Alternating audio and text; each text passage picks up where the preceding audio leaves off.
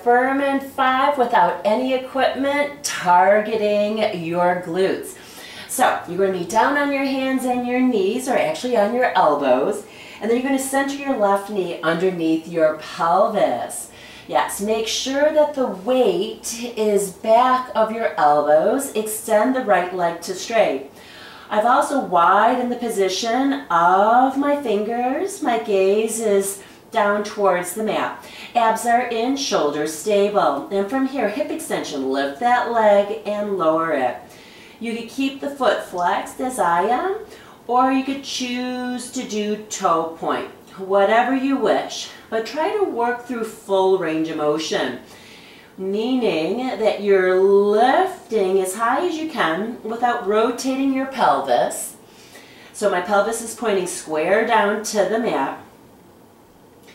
And I'm coming down to my toes and then lifting. In the lift, I'm squeezing my lifted glute. So right there, squeeze my right glute. Keep the weight shifted into your stance knee. Try not to get forward, but instead stay back. And from there, let's go ahead and keep that leg lifted, abs in, and pulse. That's it. So I'm flexed through my foot. So I'm really reaching and having energy through that heel. Try and keep my abdominals in, shoulders away from my ears, abdominals in. Very good. And then let's just have 5 and 4, 3, 2, and 1. Now I'm going to toe point. You might already be that way. And start to draw circles on the wall behind you. Burn, baby, burn. I'm really feeling it now. Good job. Try to stay long, right? So as you get tired, that's when you really got to work for your form. So I'm really squeezing the front of my thigh to the back of my thigh to try to keep my knees straight. And we just have 3 and 2 and 1. Take a little break by dropping in to a child's pose. Then we got to do the other side. So often that second side is harder than the first because the stance leg is working even though the other one is lifted. Right, so set up as before. Shift back into your right knee, which is your stance knee.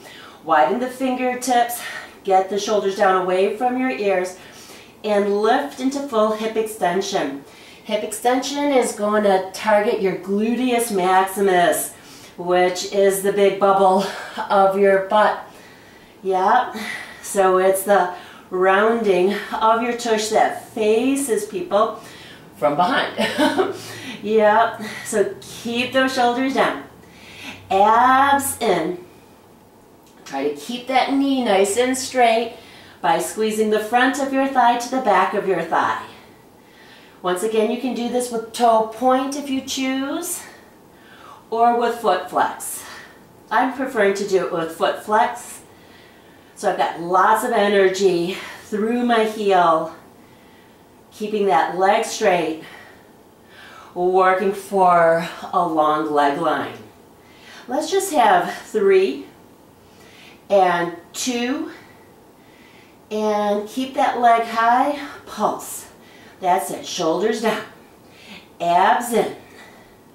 Keep the weight into your stance knee. That's looking good. Keep it going, ladies.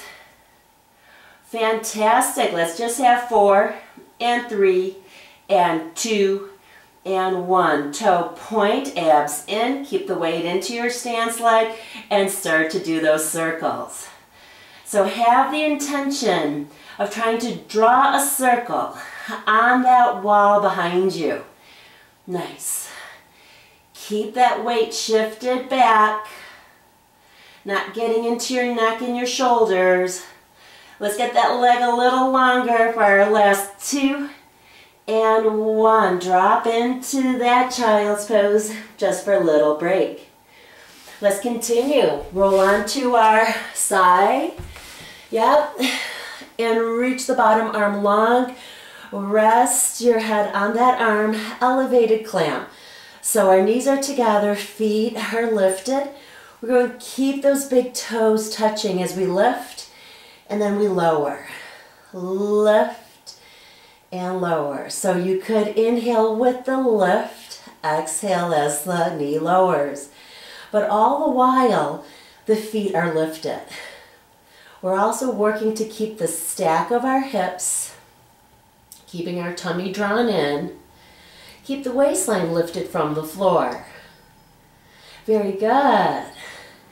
That's it. Let's just have 5 more. And let's have 4 and 3 and 2 and 1. Let's keep the bottom leg bent, but let's reach the top leg straight. Now really reach that leg and see if it helps you lift the waistline from below. It often does. Keep your fingers down for a little bit of support. I call it tripod fingers. And as that leg circles back, gently push down with the bent knee that's on the mat. Sometimes we start to roll back, right? As we do the back half of the circle. So, as you circle back, gently press the knee into the mat. Looking good. That's it. Very, very good. Try to relax your neck. Allow it to be supported by your bicep. And now pause. Let's put that circle in reverse. And that's it. Can you reach that leg a little longer? See how it has a positive effect on the organization of your torso. Usually that'll help lengthen both waistlines and also then pick that waistline up from the mat. Very, very good. Let's reach that leg a little longer, creating space in our hip as we circle that leg. And then let's just have 2 and 1. Nice. Sweep those legs forward and just a nice little stretch. And then let's go ahead and lie down to do the other side. So from there, we create that nice long arm and our biceps is our pillow, elevated clam. We're going to lift, keeping our big toes touching. Abs are in. Trying to find that work right here in the side of that hip. Very, very good. Keep the abs in. See if you can lift that waistline from below. Allow your neck to rest on your bicep. So often we try to help lifting, and that's when we start to get tense in our neck. Choose where you're being active, which is definitely in your glutes. Very, very good. Let's go ahead and have 4 more. Keep those hips stacked. And now we have 3 and 2 and 1. Very, very good. And from here, leg circle. So reach that leg long. Feel how that helps organize the waistline.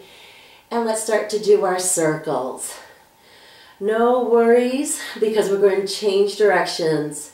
Yes. So I'm really focusing on reaching from my hip through my straight knee and out through my toes. Trying to create length through the leg and some space in my hip as I work the circle. Keep the hips stacked. Remember to press gently down into the knee, especially in the back half of the circle. Try to make the circle even, meaning that you don't choose to do more in the front of the circle than in the back of the circle. Pause. Change that direction. Let's try to grow that leg a little longer. Make that intention part of our practice. Stay relaxed through the neck. Good. Keep it going there. Press down through the bent knee in the back half of the circle. Make both halves of the circle even. We're almost there. Let's just have 4. And 3 and 2 and 1. Very nice.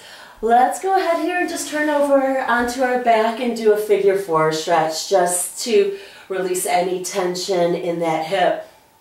So I really like to push the knee away from center because tightness brings it in. So I want to push that knee away from center as I pull the other leg towards me, feeling that stretch right through in here.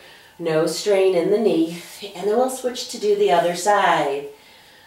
Yep, and so we're going to push that knee away. This is my tighter side. Do you notice that you have a tighter side? So I would probably do an extra stretch on this side.